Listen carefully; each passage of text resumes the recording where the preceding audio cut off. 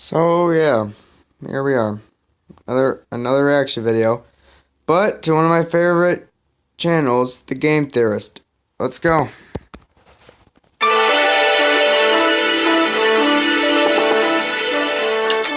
Oh, hey! Welcome! I am so glad you were able to make it to my big housewarming party. Come on in, come in, come in. Oh, don't worry about taking off your shoes. This is all just a bunch of animated cutouts anyway for an opening joke. It's not like you're gonna be tracking dirt anywhere. Let me show you around. Here on the first floor, we have the kitchen, the bathroom, the bedroom. Behind that door over there is the nightmare tortured childhood memories. We don't go in that one. Now let's check out the second floor.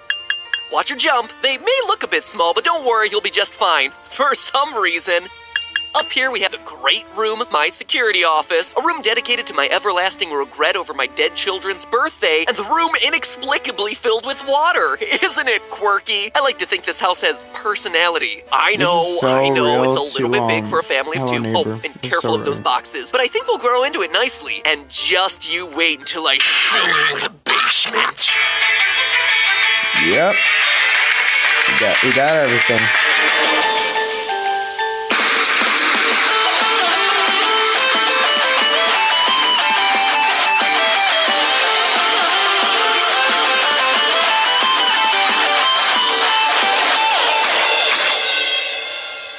Hello, Internet! Welcome to Game Theory, where today it's back to the basics. Back to overthinking things that nobody in their right mind would ever want to overthink. It's January, it's cold, YouTube is threatening to implode on itself. It's time for something good. So sit back, relax, and let MatPat guide you through the absurd physics of Box Stacker Simulator 2017. Sorry about that, my storage got in the way. Alright, let's continue.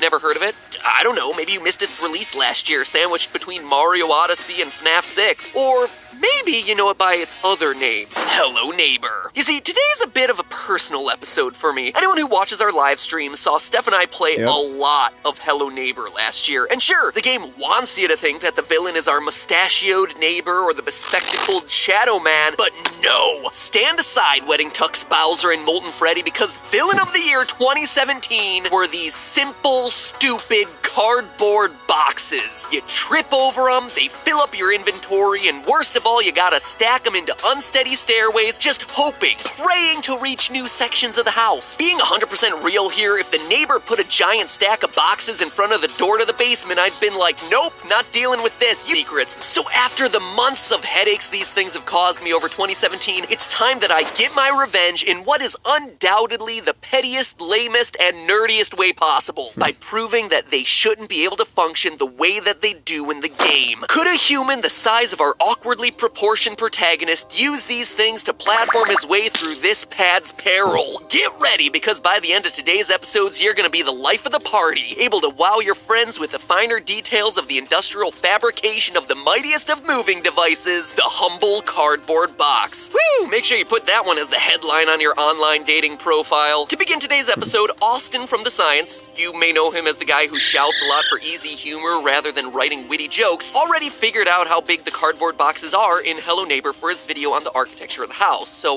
hey, Captain Shouts a Lot, can I borrow the box mat that you used for your Hello Neighbor video? No! You were mean to me! And I have to update my Twitter account with more hot takes! Calm down there, Screamo. Need I remind you that you started a hashtag protest because I merely suggested that you swear less in your videos so you could not get demonetized? Plus, you do shout a lot. Okay! Wow, I really do just default to shouting. The info's in your inbox. Alright, so we know from Austin's in-game milk carton measurements that the boxes are 16 inches by 19 inches along one side. From this edge here, we can see that they're corrugated cardboard boxes, which is just a fancy way of saying that it has these up and down, sine-wavy like ribbons of paper inside of them. These things are called flutes, and were invented back in 1856 as a liner for tall hats, to help them stand up. No joke. Anyway, a few years later, they started being used in boxes to greatly reinforce the strength of the box without using that many more materials. But just how much they reinforce the box depends on the classification of the flute. There are 6 common types of flute: A flutes, B flutes, C flutes, E flutes, F flutes, and pan flutes. There's no D? No one likes the last one. Each letter classification refers to a different number of waves in the paper per foot. So by counting, I was able to determine that the neighbor is using specifically E-fluted boxes, which have much smaller, tighter waves, thereby making these boxes much more crush resistant than the other classifications that have much taller waves. We can also tell just by looking at the box that it's a single-walled construction. The stronger double-walled varieties would have a piece of fiberboard in the middle separating two layers of flutes. Our boxes don't have that. Lastly, how the box is folded plays into how strong it is. This particular form of box construction is what's called a regular slotted container. It's just some flaps that you have to fold in and tape shut. This type of box is the one that you've used to move like dozens of times. And if you think that's a big no-duh moment, well, consider this. As I was researching the industrial manufacture of boxes, I found that there are over 12 different box folding patterns in just lists of basic designs. It's crazy how many different ways you can make a box out of just some simple folded paper, each one with various pros and cons. Anyway, with all of that information in hand, we have everything that we need to solve today's theory because of a little thing called the edge crush test. You see, boxes are used all over the place, but most prominently in warehouses. So smart engineers quickly realized that the most important part of a box's functionality was how much you could stack on top of them. Enter the edge crush test, or ECT, where engineers take a strip of cardboard and see how much weight it takes to crush it. It's like the hydraulic press channels on YouTube, but way less exciting because,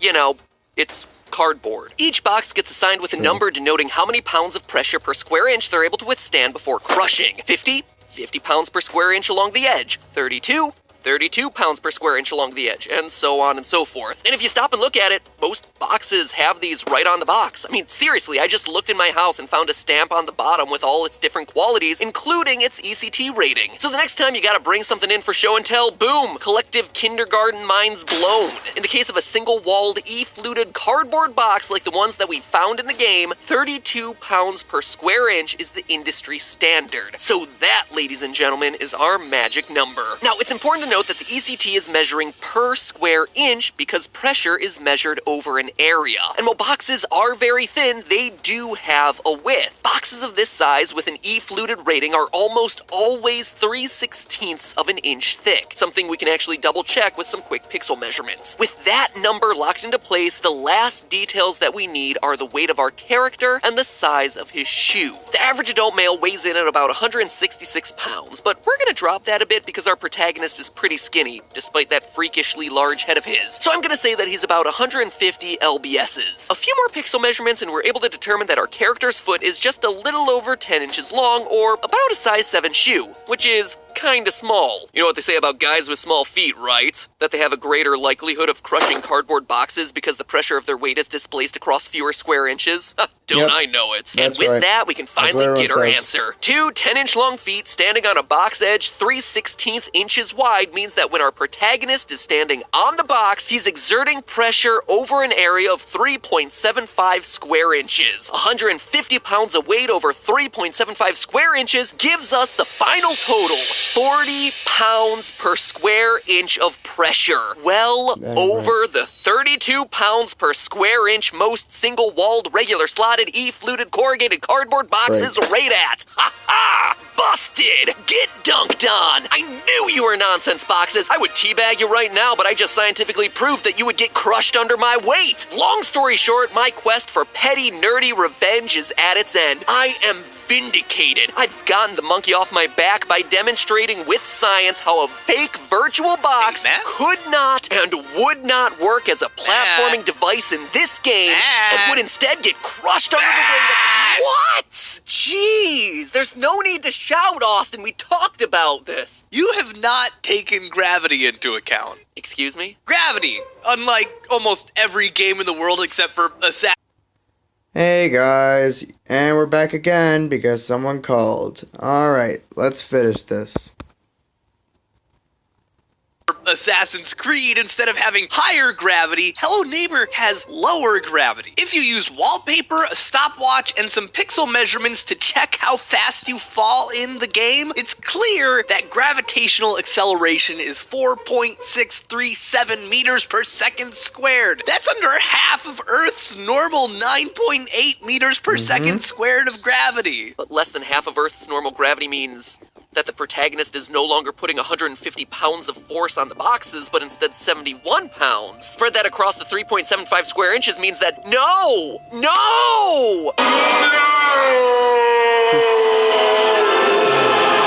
19 pounds per square inch? That means he's well under the crush test rating. Mm-hmm. No, I refuse to admit defeat. What about if we assume he's stepping onto the boxes 1 foot at a time? Then the weight is all on one pressure point, jacking the whole thing up to 38 psi. The box fails. Until you consider that some E-fluted boxes have PSI ratings as high as 40, which means it is 100% plausible that these boxes are staying strong, baby. So what you're telling me is that in a game where you use wall sconces as platforms, where you use phonograph records to shrink trees, where you are expected to freeze a room filled with water by putting a globe in a refrigerator, then placing it on its stand in a completely separate, unconnected part of the house, that in a game this ridiculous, that the creation, manufacture, and behavior of boxes are 100% physically sound? Yep. Ah!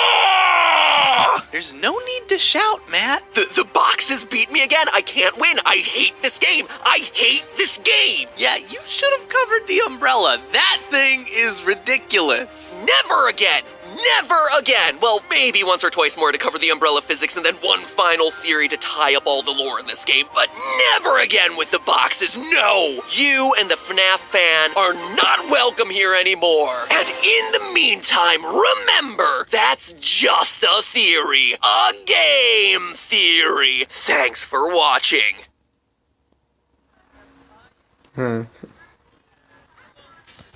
Alright. That pretty much ends this. I thought this was actually... Well, it was an okay theory. And the ending was a... The ending made it worth it. So that's going to be it for right now. I was going to record a Geometry Dash Part 3 today, but... I don't know what happened. It just all failed on me. So I went with another reaction video, and here we are now. Alright, that's gonna end it. Thank you guys for watching. Goodbye.